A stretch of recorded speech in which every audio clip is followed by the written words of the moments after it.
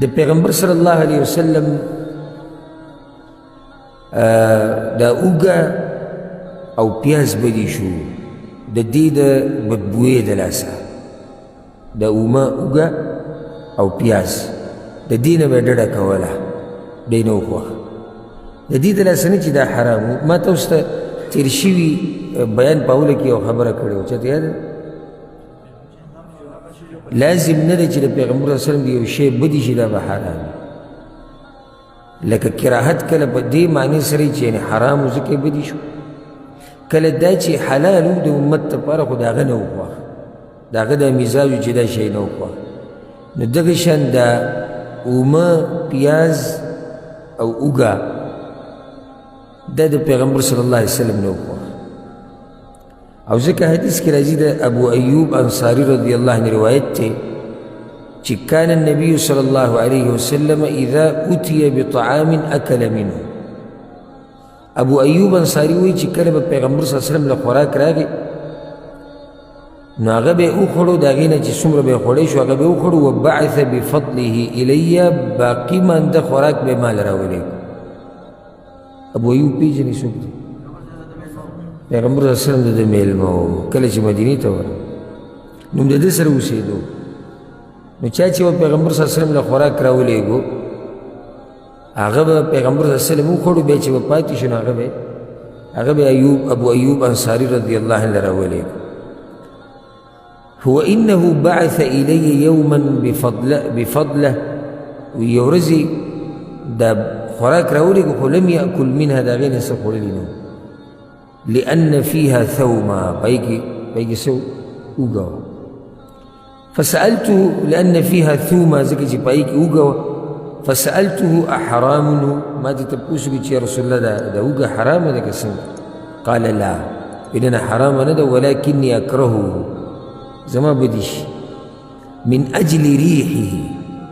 د دې د ریبین د لاسه د خولې نه به یې بینځي نو زما بدي شي نو ابو ایوب انصاري رضی الله عنه څه وایي ما تاسو ته په اوله کې دا خبره کړې کله چې موږ دا سلسله شروع کوله ولې موږ دا ذکر کوو چې د پیغمبر صلی الله علیه وسلم دا خوښ او دا ناخوښ چې موږ هم په هغې عمل وکړو په دې الله موږ له اجر راکوي نو بیا به دغه وي دا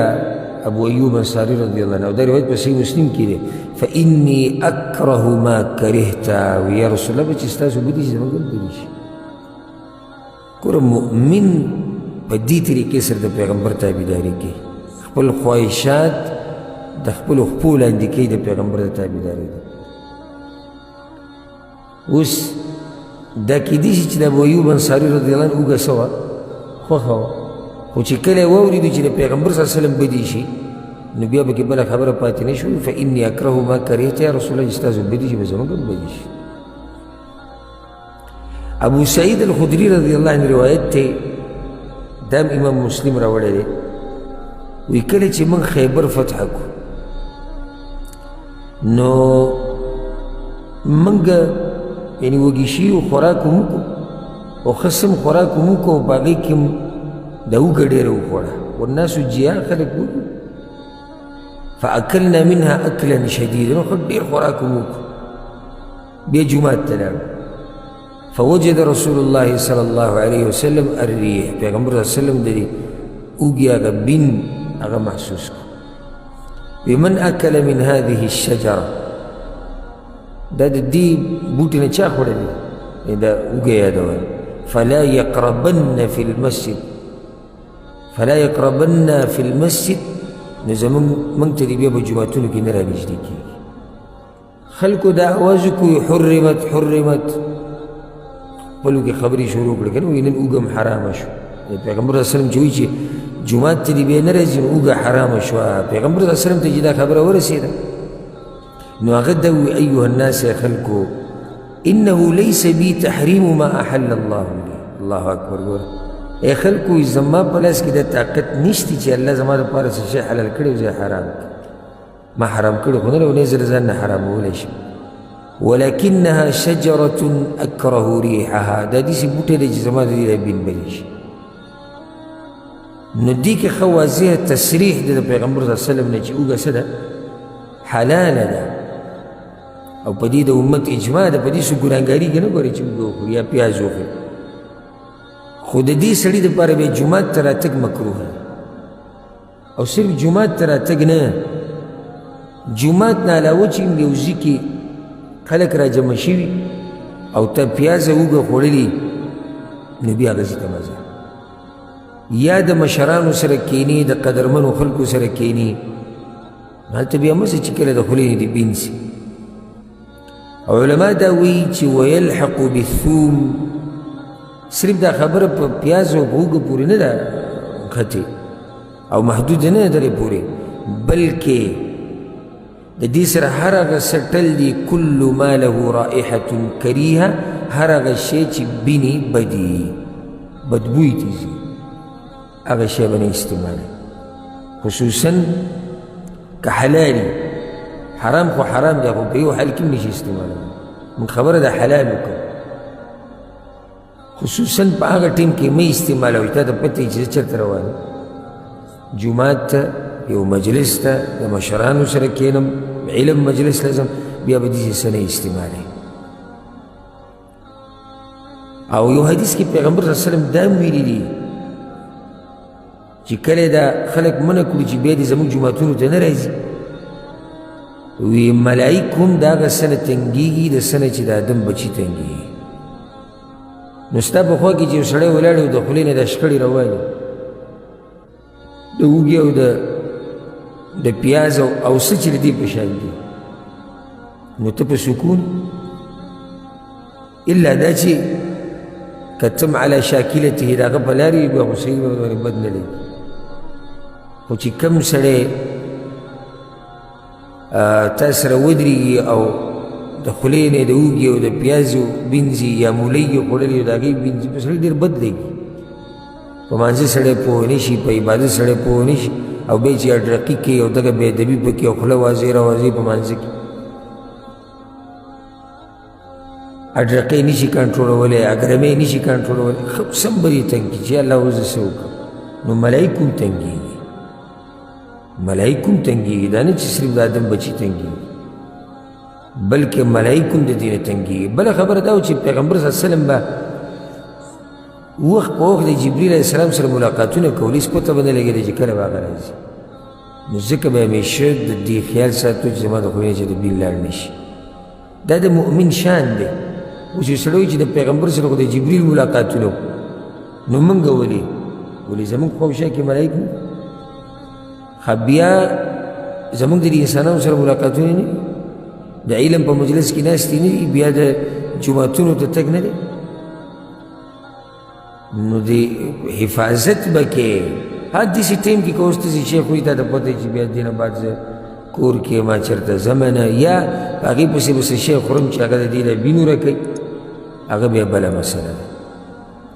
نو بیا هم څه خیال دی چې دا څوک چې دا حرام استعمالوي او د خولې نه د نسوارو او د سیګرټو او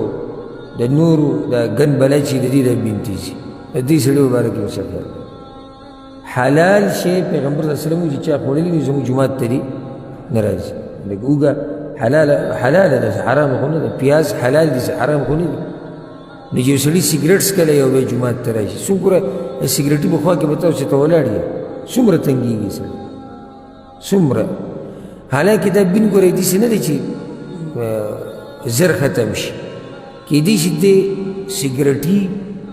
د شپې سیګرټ څکلی او ماسپښین منځه کې تا سره ودرېږي، بیا هم د دې خولې نه دا بین راځي، د دې زر ختمېږي هم نه. نو چې انسانان دې تنګېږي، ملایک به دې څومره تنګ شي. خدې کې دا خبره هم دننه ده، دلیل دی په دې باندې چې د پیغمبر صلی الله علیه وسلم بدبوی شی بدی شي. اوس لازم نه دی چې دا بدبو به ستا د خولې راځي، دا مې یاده کړه، دا به کې بله مسله دننه راغله. لازم نه ده. بدبو د څه نه تلی شي؟ د وجود، د کپړو نه، د جورابو نه، ترخونو نه. دا هم د پیغمبر صلی الله علیه وسلم نه وخوښ. او کله چې صحابه کرام ولیدو چې د جمعې منځله به د لرې لرې راتلو، غریبانان مزدوریانې به یې کړې وې او کورونه یې لرې وو د جومات نه، کپړې د هغوی داسې خاص نه وي، د وړۍ او د یو شي بل شي کپړې به یې کې به خوله ډېره جوړېده.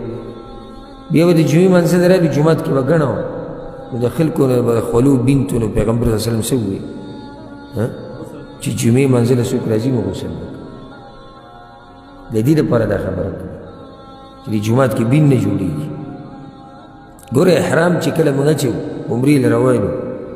نو غسل مستحب دی ولې ځکه چې ته هلته روان یې ګڼه ده خوا او شا کې به دې خلک ډېري نو داسې نه چې ته بین نه روان یو نورو خلکو ته تکلیف ورسي نو یول هم بدل دی شریعت ځای په ځای د طهارت او